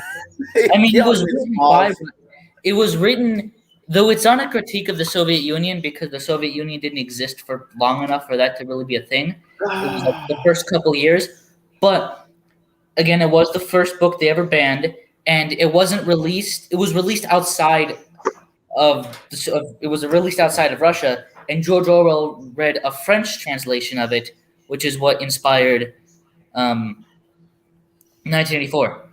Even one time is quoted. He has one quote that's like kind of a review of the book in some weird way. He said something about it, And well, it's very clear, like 1984 and that book, we have some very similar plot points when it comes to like the characters and stuff, but I'm not gonna spoil anything. Okay. Also, I myself haven't gotten to the end yet, so I don't know what You know happens. that conversation that me and you had, Shadow, last night? Which part? Choices for November. Right. Yeah, that might be a thing.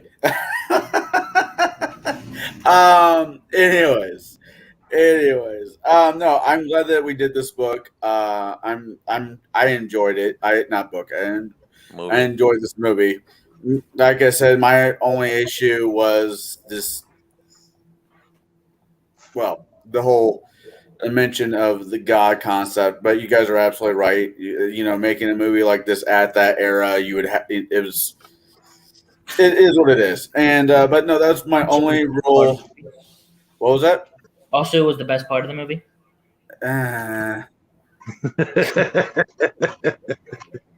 Though I agree with what I just said, I'm only saying that. Oh, no, I'm saying that because I believe it and to get that reaction. Kid. Anyways, you're killing me, Smalls. Maybe. That might be a movie we do in the spring review. Sandlot. Anyways, we got 15 minutes. Does anybody got anything else they want to say, or should we put a pin in this one and everybody's happy where as he stands? Yep. It was good. It was definitely a fun ride. All right. And I like the idea of trying to hit these oldest of classic that we know people haven't probably watched in decades, and coming back to them, especially since the first time I watched this movie, I was like Jack's age, Right. and getting that sort of multi-generational perspective between you guys and my age difference and Jackie's age difference really make for a really well-rounded review. Most times when you see a review, it's two old farts. Not throwing any shade at people in particular, but it's usually one guy or two guys or a guy and a girl and their perspectives. They may be different, but it's only different by it's not differentiated by gaps in years. Here we've got a kid reviewing a movie and his take on it. We've got you guys at Omen, and then me who's got a decade or two on some of you guys to get a more well-rounded review, so that people who haven't yet watched the movie or are watching it along with us can have different points to agree with on different levels. I really like that idea, and if we can keep that sort of theme going as long as possible, I think it's going to make for more interesting review process, especially when we get into like next month. I know some of the movies we're all thinking about watching or books or whatever to review for Christmas. That's going to be pretty interesting because a lot of the stuff that we could review, like the newer stuff, it's just that it's new. Everything here, like we've all seen this movie before, right? Except Jack. How much did your opinion of it change over the years? Did you understand more? Did you do you? I mean, if you were to do a review back then when you first watched it, how would it differ from now? Our age and our experience over the years, I think, make a big difference. Mm-hmm. I know how I would have, looked at this movie 20 or 30 or 40 years ago would be different than I look at it now.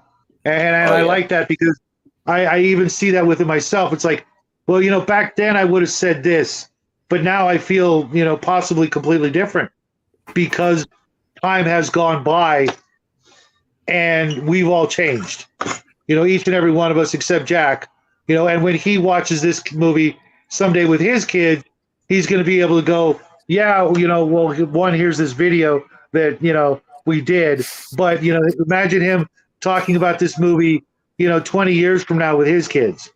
I think that's going to be kind of interesting for us if we're still around to see that. And for him, he's going to be able to look back and go, wow, look how much has changed and maybe not changed. Right. I think that's going to be very interesting, especially like with the movie I'm picking. I haven't seen it in 40 years, but I know that it scared the crap out of me back then. It was just something I couldn't even conceive of being a thing. And now I'm thinking, are you okay? The little guy's dying over here. I'm very curious to see how I look at it and how much it's going to affect me, watching something that was scary as a kid, but now is it going to be scary for a different reason? I get that. So next week we will be doing the Invasion of the Body Snatcher, the 19. Oh God, the old one. 50 something or other. 50, yeah. Yeah, it's the old, it's definitely the old White one. The black and white one. Right. So I look forward into watching it. I think it is a good choice. I understand, I also agree that we are, with us picking these older movies and reviewing them, it's actually a little bit different than what other people are doing on this platform. So I'm enjoying it. Geez, when did that? 1956. The Pod People. So I look forward to watching it. I look forward to seeing you guys and talking about it. So for those who are watching the channel or will be watching this later, come check us out next Sunday when we'll be talking about the Invasion of the Body Snatchers, aka the Pod People, and it should be good fun. With that being said, Shadow, got anything you want to say? When you're not muted? Muted. Just, everybody have a great week. Enjoy the changing of the season. Don't take anything too serious. Whatever's coming, we'll get through it one way or another. Be grateful for all the little things that you maybe take for granted. And, of course, make sure you like and subscribe and check out everybody out here's channel. Even the little guy, when he finally reveals the name of his channel, I hope you guys go check that out. But make sure you go check out Mark's channel, Connell's channel, and of course, I'm looking forward to doing that father and son, father and daughter video with you, Mark. I think this Multi's back. This season will actually be a really good time to do that. Maybe we'll work something out. Yeah.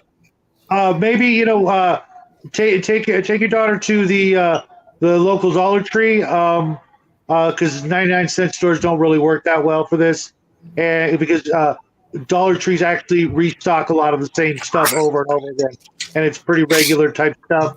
What we usually do with our other friends when we do a craft challenge is pick an item and a theme and base a craft around it, and keep it as cheap and family friendly as possible, but at the same time, fantasy or sci-fi or whatever, and we can work out the details, but give it some thought. I think that'll be a lot of fun, and I know your daughter will absolutely enjoy the heck out of it. It's it's just a lot of fun.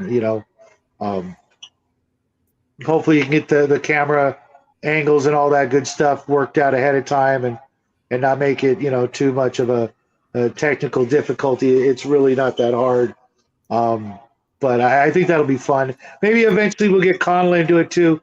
Bring his little one in for something like that as well. Maybe even do a freaking live stream doing it, Let's see what I do. I'll probably have to I probably have to host it, at least my side, over at her house with her mom's house. But my daughter is really art crafty, so I think she would have fun with it. It's just getting her in front of the camera that's going to be the trick. You can do what Janet does. Yeah.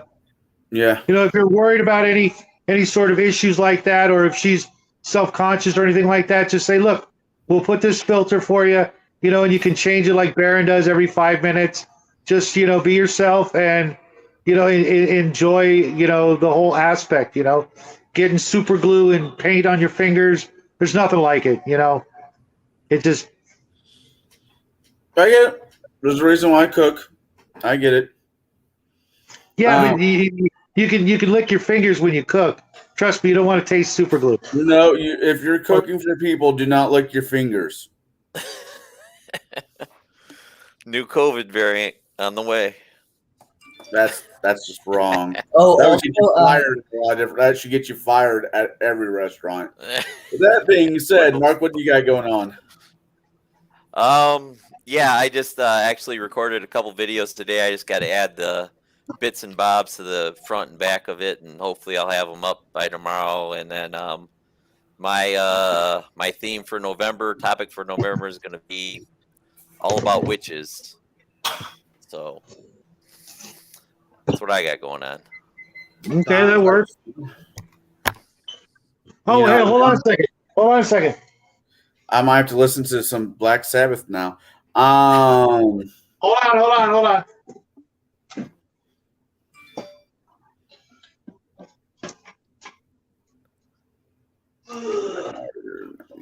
Nice. Hold on. Let me. I'm ready for you. Bring it on, man. Okay. You know what this is, right? Not really, but it looks like some medieval witchcraft issues or something. They're burning somebody at the stake for being a witch. It looks like.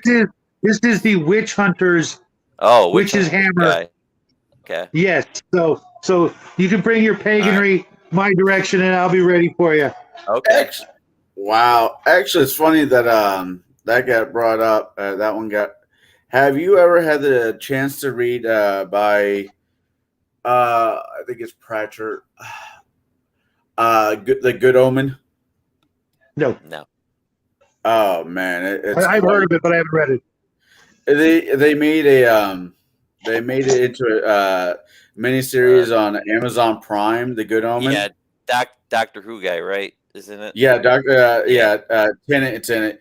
Really, really good. Actually, I've been wanting to do that one with you guys because I know majority of us have Amazon Prime, and so.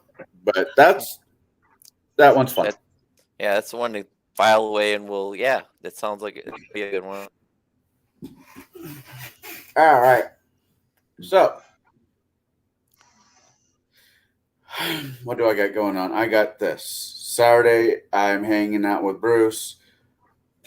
Thursday,